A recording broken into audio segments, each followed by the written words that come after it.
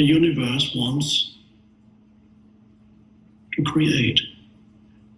It wants expansion. But why is it that so often it seems to put obstacles in the path of expansion? Things go wrong. Difficult situations, difficult people, loss, confusion.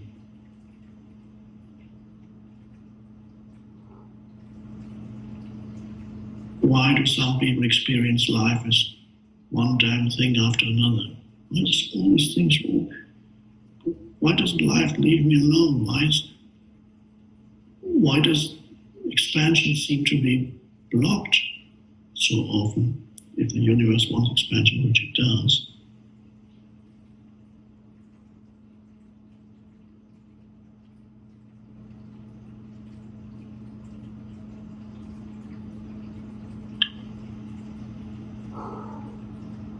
The universe not only wants to expand externally, it also expands internally. So with every obstacle, potentially, there's a deepening within. So it goes in two directions. So if somebody is, let's say a child grows up with a handicap, or very difficult life situation, it doesn't have to be a child, or any human being encounters a huge obstacle. Either they overcome the obstacle on the external level,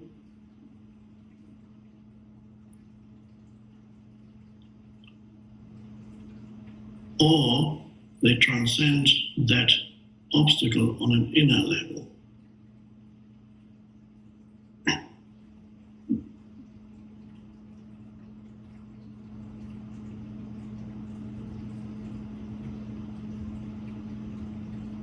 So, this is a universal thing. Just to give one example, let's say a child is weak, gets bullied at school,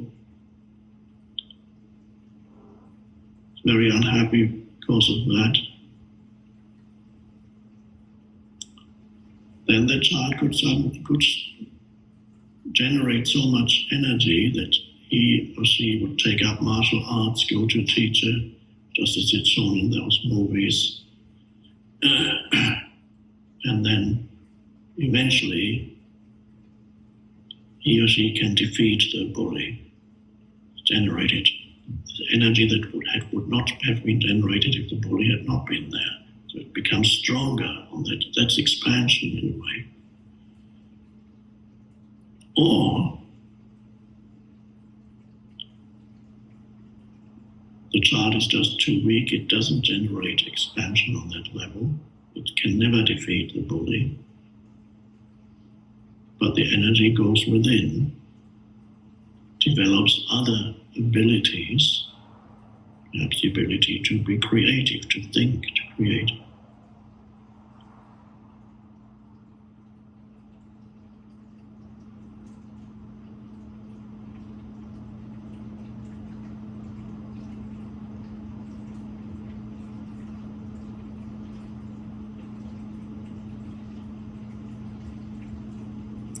And 20 years later, the child that was the bully works in some menial job, and the child that was bullied is a great creator. There's expansion too. Or becomes a spiritual teacher.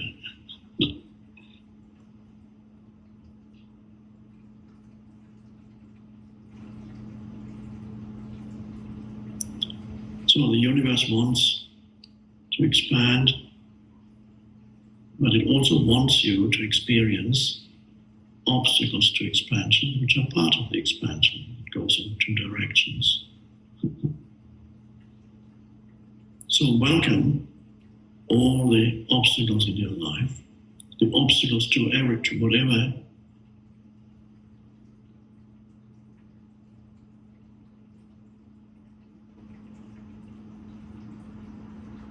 and collectively, if you listen to the news, continuously things go wrong dreadfully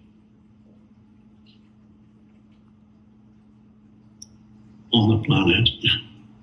It happens to be the case that the news focuses on all things that go wrong. It doesn't focus on the things that don't go wrong. So of course, a distorted version of what life is like. But undoubtedly, things do go wrong.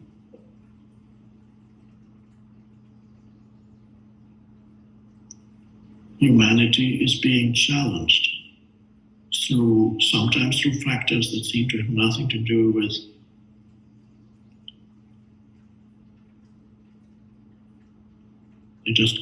things just come at you, and other factors created by humanity's unconscious mind, dysfunctional, egoic thinking.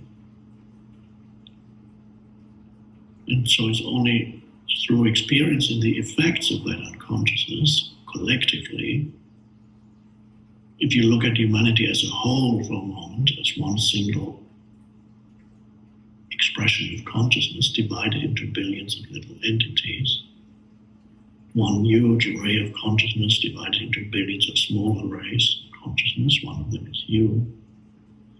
So humanity is evolving. The one consciousness expressing itself as the human being is undergoing a process of evolution.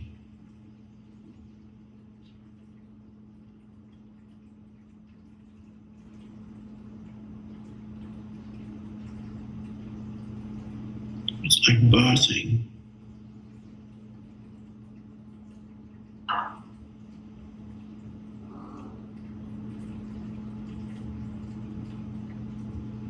And gradually, it's becoming more conscious.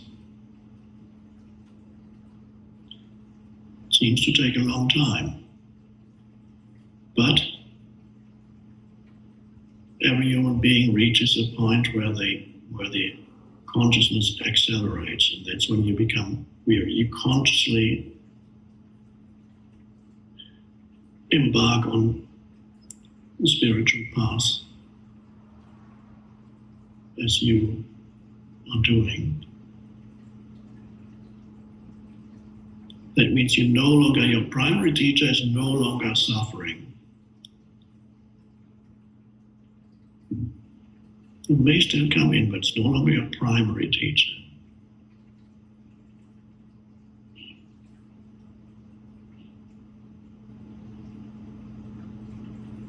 You grow, you awaken voluntarily without being pushed into it through suffering. But you have been, otherwise you wouldn't be. You've had your suffering. There may be a bit more, but not like before.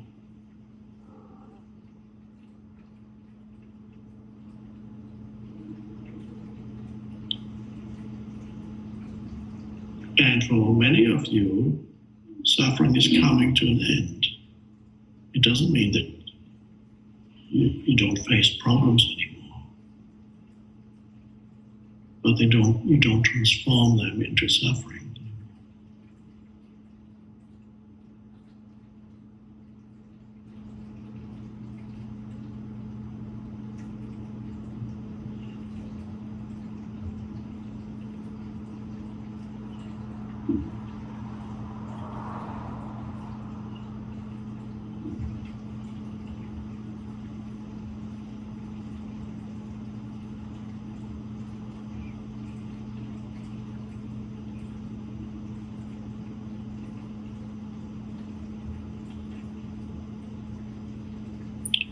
The I am practice.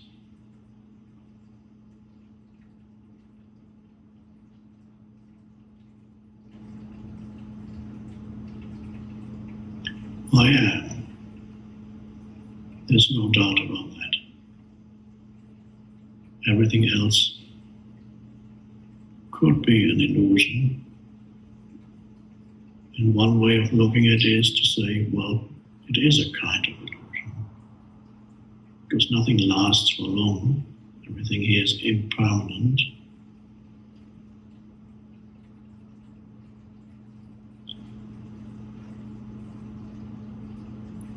Be aware in your daily life of the gap between two thoughts, so that your mind doesn't drag you along in an incessant stream of involuntary and compulsive thinking.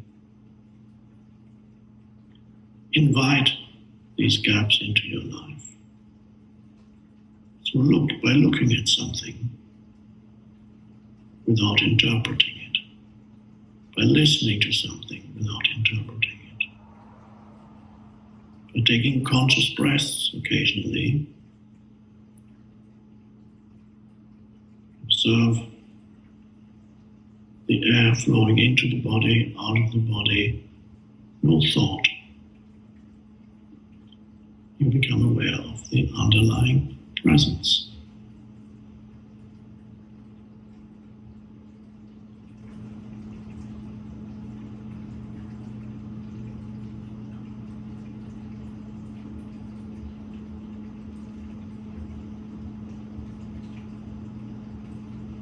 And only then do you become a true human being.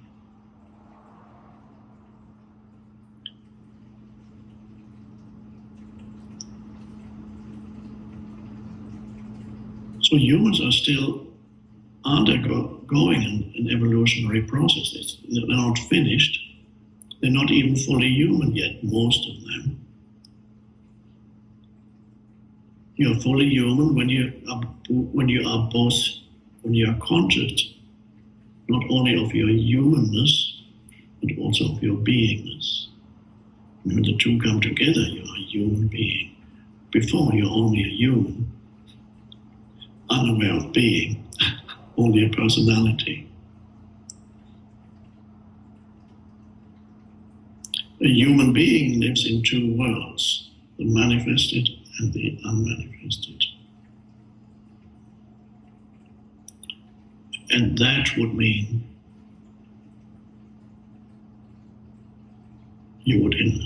when humans, more and more humans begin to live like that, of course the world would look very different, the world that we create.